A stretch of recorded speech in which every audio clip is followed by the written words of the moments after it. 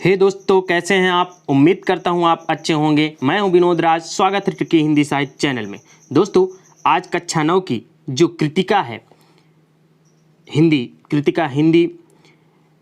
कृतिका की पार्ट 1 जो है, इस जल प्रलय में, इसके जो लेखक हैं फणीश्वर नाथ रेणु हैं, जो कि यह एक संस्मरण है, हिंदी गद्य विधाओं की एक विधा है।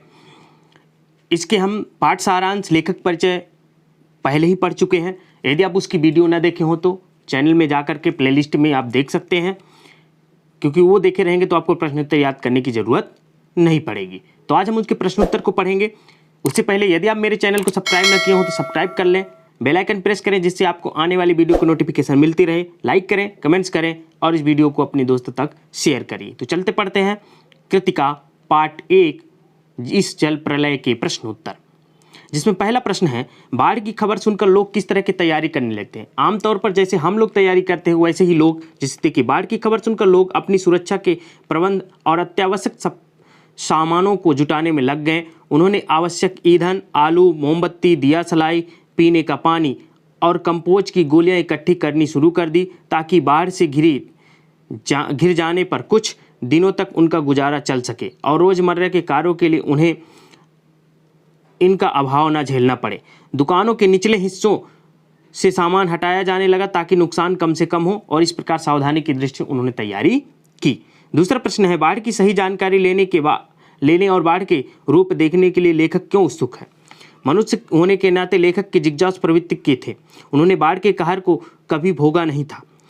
हाँ, वे बाढ़ पर लेख, कहानी, रिपोर्टाज आदि अवश्य पढ़ चुके थे, परंतु किसी नगर में, विशेषकर अपने नगर में पानी किस तरह घुसेगा, यह जानना उनके लिए बिल्कुल नया अनुभव था। उन्हें बाढ़ के पानी को देखने की बड़ी उत्सुकता थी। तीसरा प्रश्न है, सबकी जबान पर यही जिज्ञासा, पानी कहाँ तक आ गया है। इस कथन से जनसमूह में कौन सी भावनाएं व्यक्त होती है।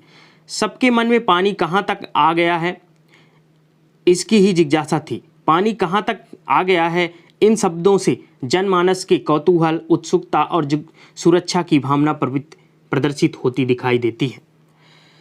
मृत्यु का तरल दूत किसे कहा गया और क्यों। बाढ़ के निरंतर बढ़ते हुए जल स्तर को मृत्यु का तरल दूत कहा गया है। बढ़ते हुए जल ने अपने तीव्र प्रवाह से भयानकता का संकेत दे दिया था।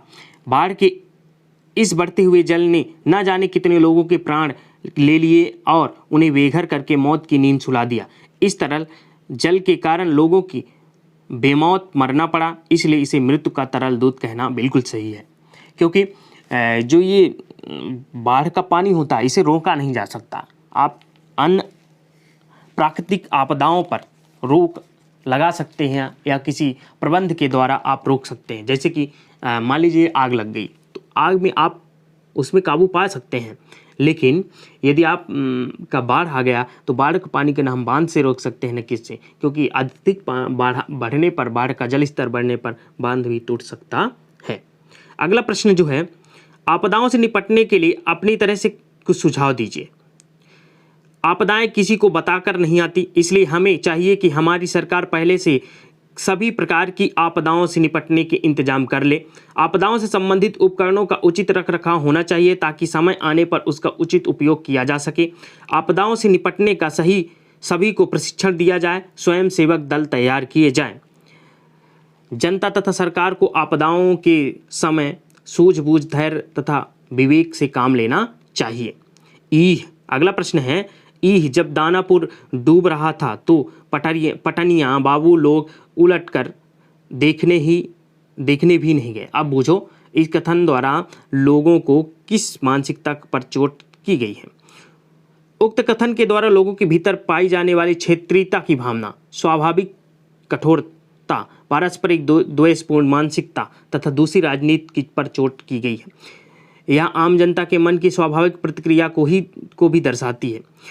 प्रतिष्ठित लोग संकट की घड़ी में उनकी सहायता करने के बजाय अपने निजी स्वार्थों को अधिक महत्व देते हैं और अपनी सुख सुविधाओं को छोड़कर किसी संकटग्रस्त व्यक्तियों का हाल चाल जानने की भी कष्ट नहीं करते। स्वाभाविकता तौर पर मनुष्य की यह मानसिकता होती है कि शायद मेरी तरफ ना हो, लेकिन ये जो प्राकृतिक घटनाएं होती है, इन पर किसी का काबू नहीं होता। ये कब किसकी तरफ चला जाए इसका कोई अंदाजा नहीं होता। चलिए देखिए अगला प्रश्न जो है, खरीद बिक्री बंद हो चुकने पर भी पान की बिक्री अचानक क्यों बढ़ रही थी? उत्सुक लोग बाढ़ को देखने के लिए बड़ी संख्या में इकट्ठे हो रहे थे। वे बाढ़ से भयभीत नहीं थे बल्कि कौतूहल से युक्त थे। ऐसे समय में पान उसके लिए आपस में बातचीत करते हुए समय गुजारने का सबसे अच्छा साधन था। वहाँ रेडियो होने से ताज़ा जानकारी भी मिल रही थी, इसलिए अन्य सामानों की दुकानें जहाँ बंद होने लगी थी वहीं पान की बिक्री अधिक बढ़ गई थी। 8वां प्रश्न जो है, जब लेखक को यह एहसास हुआ कि उसके इलाके में भी पानी घुसने की संभावना है तो उसने क्या प्रबंध किए? जब लेखक को एहसास हुआ कि उसके इलाके में पानी घुसने की संभावना है तो रोजमर्रा की चीजें जुटाने में लग गए।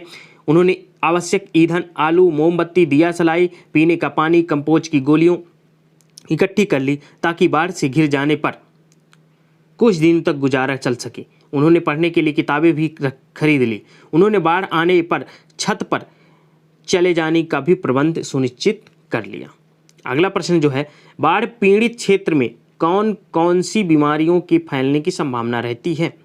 बाढ़ पीड़ित क्षेत्र में हैजा, मलेरिया, टाइफाइड, उल्टी दस्त, पेचिश, बुखार, डायरिया, कालरा आदि बीमारियों के फैलने की संभावना रहती है।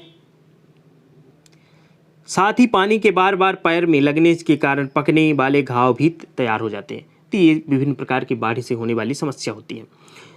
नौजवान के पानी में उतरते ही कुत्ता भी पानी में कूद गया। दोनों ने किन भावनाओं के वशीभूत होकर ऐसा किया? नौजवान और कुत्ता दोनों परस्पर गहरी आत्मीयता थी। दोनों एक दूसरे के सच्चे साथी थे। दोनों में परस्पर गहरा लगाव था। दोस्त होने के नाते उनमें पशु और मानव का भेद नहीं रह गया था। वे एक दूसरे के बिना नहीं रह सकते थे। यहाँ तक कि नौजवान को कुत्ते के बिना मृत्यु भी स्वीकार नहीं थी और इसी अपनेपन की भावना के वशीभूत होकर कुत्ता भी पानी में कूद गया होगा। वास्तविकता में जो कुत्ता होता है अपने मालिक का वफादार होता है। 11वां प्रश्न है, अच्छा है कुछ भी नहीं, कलम थी वह भी चोरी चली गई। अच्छा है कुछ भी नहीं, मेरे पास मूवी, कैमरा, टेप रिकॉर्डर आदि की तीव्र उत्कंठा होते हुए भी लेखक ने मन में उपयुक्त कथन क्यों कहा? कलाकार प्रवृत्ति होने के कारण लेखक को camera, tape recorder, movie camera की आवश्यकता महसूस नहीं हुई ताकि वह इस बाढ़ का जीवंत चित्रण कर उसे सुरक्षित रख सके। परंतु यदि वे ऐसा करते तो वे केवल एक दर्शक बनकर रह जाते और बाढ़ को साक्षात अनुभव करने का अवसर उनके हाथ में से निकल जाता। इसलिए उन्होंने उपयुक्त कथन कहा कि अच्छा है कुछ भी नहीं है मेरे पास। अगला प्रश्न जो है, आपने भी देखा होगा कि मीडिया द्वारा प्रस्तुत की गई घटनाएं कई बार समस्याएं बन जाती है। ऐसी किसी घटना का उल्लेख कीजिए जहां मीडिया समाज को जागृत करने का प्रयास करता है वहीं कई बार समस्याओं को भी बढ़ा देता है। उदाहरण स्वरूप बाबरी मस्जिद कांड। इस घटना को इतना बढ़ा चढ़ाकर मीडिया में दिखाया गया जिसके परिणाम स्वरूप पूरे देश सांप्रदायिक दंगों की चपेट में आ गया। आज तक कोई हल नहीं निकल सका। 13वां प्रश्न है, अपनी देखी सुनी आपदा का वर्णन कीजिए। तो इसमें आप अपने अनुसार भी कोई आपदा का वर्णन कर सकते हैं, जैसे कि इस समय आपके देश में या पूरे विश्व में कोरोना एक महामारी है, तो ये भी एक आपदा के स्वरूप है, इसका भी आप वर्णन कर सकते हैं।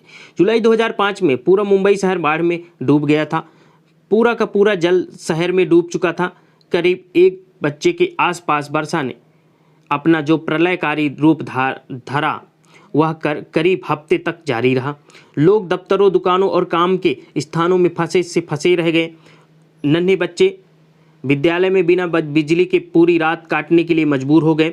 इस त्रासदी में ना जाने कितनी जाने गई और देश की इस आर्थिक राजधानी को कितना आर्थिक नुकसान उठाना पड़ा।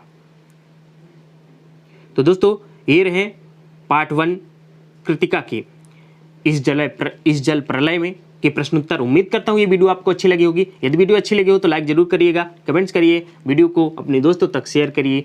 यदि आप चैनल में पहली बार है सब्सक्राइब ना किए हो तो सब्सक्राइब कर दें, बेल आइकन प्रेस करें जिससे आपको आने वाली वीडियो की नोटिफिकेशन मिलते रहें। इसी तरह आप मेरे चैनल से बने रहिए। मिलते हैं नेक्स्ट वीडियो में, तब तक अपना ख्याल रखिए, स्वस्थ रहिए, धन्यवाद।